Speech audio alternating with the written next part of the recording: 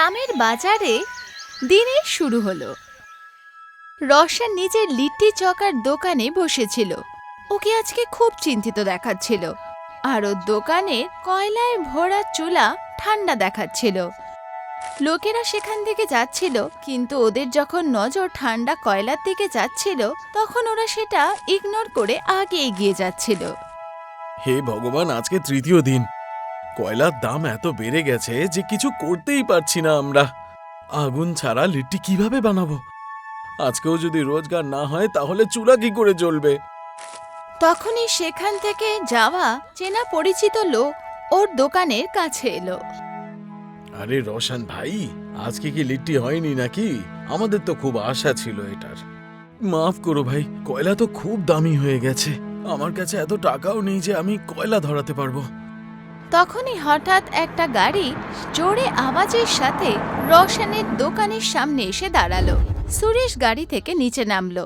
ও রওশনের ঠেলার দিকে এগিয়ে গেল, আর ওকে দেখতেই রওশন ঘাবড়ে দাঁড়িয়ে গেল।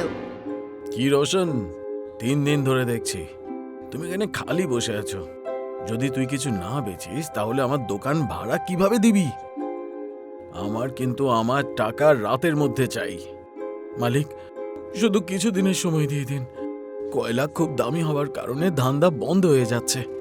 যেই মাত্র ব্যবস্থা হবে আমি সব টাকা চুকিয়ে দেব। আমি তোর বকবক শুনতে চাই না। যদি কাল সন্ধ্যার মধ্যে টাকা না পাই তাহলে নিজের এই ব্যবসা এখান থেকে উঠিয়ে নিবি।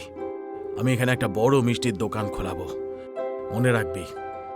সুরেশ ওকে ভয় দেখালো আর ধমকালো, আর সেখান থেকে চলে গেল। ওর যাওয়ার কিছুক্ষণ পরেই রওশন ঘাবড়ে গিয়ে নিজের জায়গায় বসে পড়ল।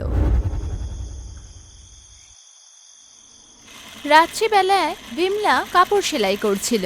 তখনই রওশন উদাস আর মূর্ছে যাওয়া চেহারা নিয়ে বাড়ি ফিরল। বিমলা ওর জন্য জলের গ্লাস নিয়ে এলো। ও বুঝতে পেরে গেছিল যে কোনো কিছু ঠিক নেই। কি হয়েছে? আজকেও কোনো রোজগার হয়নি নাকি? আর ওই সুরেশ মালিক কি আবার এসেছিল? হ্যাঁ বিমলা, ও বলে দিয়েছে যদি কালকে ভাড়া না দিই তাহলে ও দোকান ছিনিয়ে নেবে। আমি তো কিছু বুঝতে পারছি না যে কয়লা ছাড়া আমি কি করব। গ্রামের সবাই ওই পুরনো লিট্টি চোখা চাইছে, আর এর জন্য অনেক টাকার দরকার। নিরাশ হয়েও না তুমি, কোনো না কোনো রাস্তা ঠিক বেরোবে। যখন একটা দরজা বন্ধ হয় তখন ভগবান আরেকটা দরজা নিশ্চয়ই খোলে। আমাদের অন্য কিছু ভাবতে হবে। রওশনের চেহারায় হালকা আশার হাসি ফুটল। যেই দুজনে খাবার খেতে বসতেই যাচ্ছিল তখনই দরজায় কেউ টোকা মারল। রওশন তাড়াতাড়ি উঠল আর দরজা খুলল। সামনে একজন লম্বা লোক বিনোদ দাঁড়িয়েছিল। নমস্কার ভাই, আমি অনেক দূর থেকে এসেছি। আমি কি এখানে একটু জল বা খাবার জন্য কিছু পেতে পারি? এর বদলে আমি আপনাকে টাকা দিতে পারি। রওশন কোনো রকম দেরি না করেই বলল, টাকার কথা বলবেন না বাবু, আপনি আমার অতিথি। কিন্তু সত্যি বলতে আজকে আমাদের ঘরে একটু শুধুমাত্র ডাল আর সবজিই বেঁচে আছে। আগুন জ্বালানোর জন্য কয়লাও নেই। কয়লা নেই? কোনো ব্যাপার না। আপনার কাছে কি একটু জল আছে? রওশন আর বিমলা একটু অবাক হলো। তারপরও তারা বিনোদকে ঘরের ভেতরে ডাকলো। ভেতরে আসতেই বিনোদ দেখল যে ঘরে বিউলির ডাল, চাল আর একটু সবজি রাখা ছিল। আর নিজের ব্যাগ খুলল আর সেখান থেকে একটা বাসন বার করলো। রওশন আর বিমলা ওটা দেখে বুঝতে পারল না যে আসলে চলছেটা কি। আমি দক্ষিণ ভারতে দেখেছি যে লোকেরা সরাসরি আগুনে রান্না করে না, বরঞ্চ ভাপে খাবার বানায়। এটাকেই ইডলি বলে। ওটা একটু নরম আর স্বাস্থ্যকর হয়। ভাবে, কিন্তু আমাদের এখানে তো সবার চোখাই পছন্দ। ওই ঝাল আর চটপটা স্বাদ ওরা ইডলিতে কি করে পাবে? সেটাই তো জাদু। আমরা বিহারের স্বাদটা দক্ষিণের সাথে মেলাবো। আমরা বানাবো ইডলি চোখা। এতে পরিশ্রম কম লাগবে, আগুনের প্রয়োজনও কম হবে, আর স্বাদটাও দারুণ হবে। রওশনের চোখে আবার আশার আলো ফুটে উঠল। কিছুক্ষণ পর তিনজনে মিলে তৈরি করতে লাগলো। বিনোদ আর রওশন হাতের চাক্কিতে ভেজা ডাল আর চাল পিষতে লাগলো। ওদিকে বিমলা হালকা আঁচে চোখার জন্য সবজি ফোটাতে লাগলো। কিছুক্ষণ পর বিনোদ আর রওশন পেস্টের কাজ পূরণ করে দিল।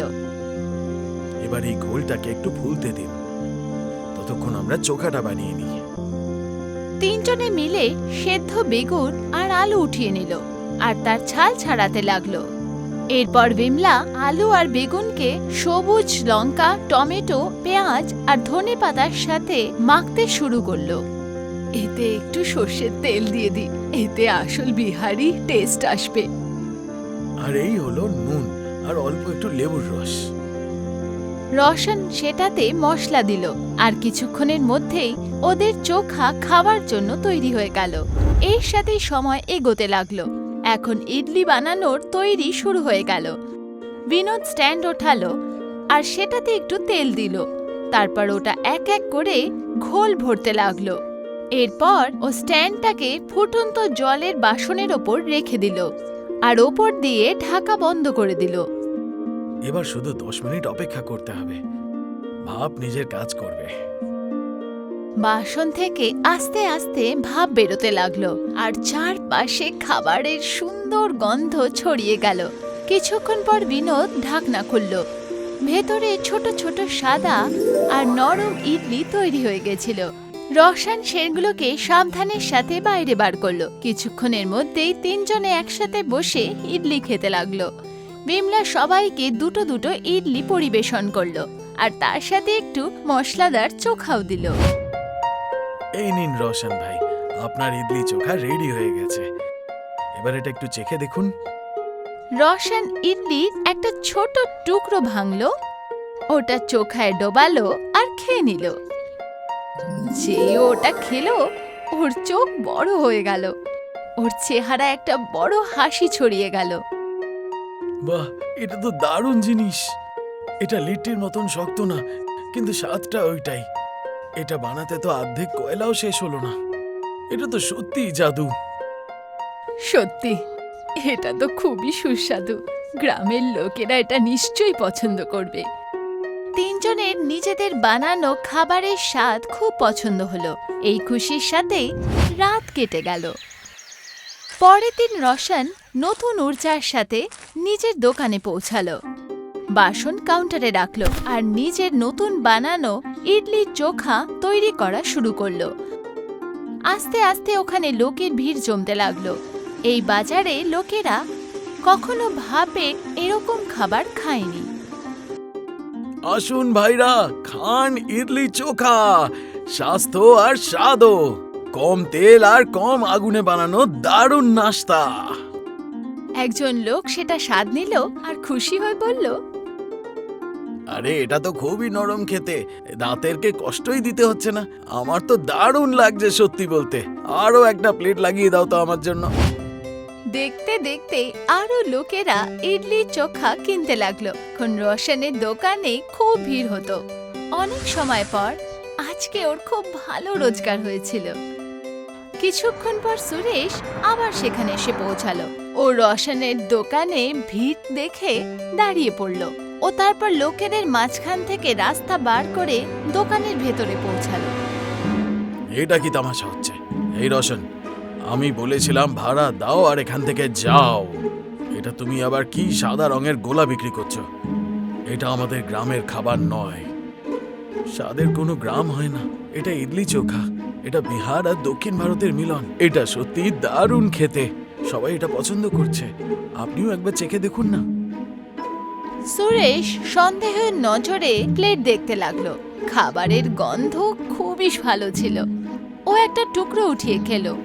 ওর খাবারটা পেটে হালকা মনে হলো আর ওর স্বাদও তৎক্ষণাৎ পছন্দ হলো। স্বাদটা মোটেই খারাপ না, কিন্তু আমার ভাড়াটা কোথায়? রওশন নিজের ড্রয়ার থেকে টাকার একটা বান্ডিল বার করলো আর সুরেশকে দিয়ে দিল।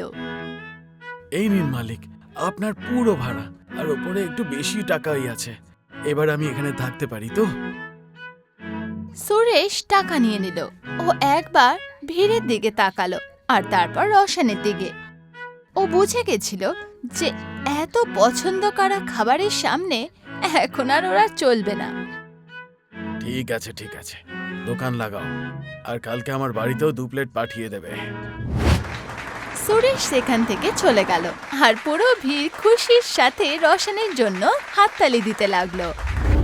সন্ধে হতে হতে পুরো দিন শেষ হয়ে গেল। ওর সব জিনিস বিক্রি হয়ে গেছিল আর নতুন খাবারের কারণে আজ ওর দিনটা খুবই ভালো গেল। এর মাঝেই বিমলা আর বিনোদও দোকানে এসে পৌঁছালো। আপনি আজকে আমার জীবন বাঁচিয়ে নিয়েছেন। আপনি আমাকে যা শিখিয়েছেন সেটা একটা খাবার ছিল না, বরঞ্চ আমার জন্য নতুন আশা ছিল। আমি কিছু করিনি রোশন, তুমি পরিশ্রম করেছো আর তার ফলটা পেয়েছো আর এই সমস্ত আপন করে নিয়েছো। আর মনে রেখো, যখন আমরা পুরনো পরম্পরা নতুনের সাথে জুড়ে দিই তখন জাদু আপনি আপ হয়ে যায়। এখন আমাদের গ্রাম এই জাদুই স্বাদের জন্য প্রসিদ্ধ হয়ে গেল। তিনজনে ওর কথায় খুশিতে মেনে গেল। কিছুক্ষণ পর বিনোদ সেখান থেকে চলে গেল, কিন্তু ওর বানানো এই খাবার সব সময়ের জন্য মানুষের হৃদয়ে বসে গেল।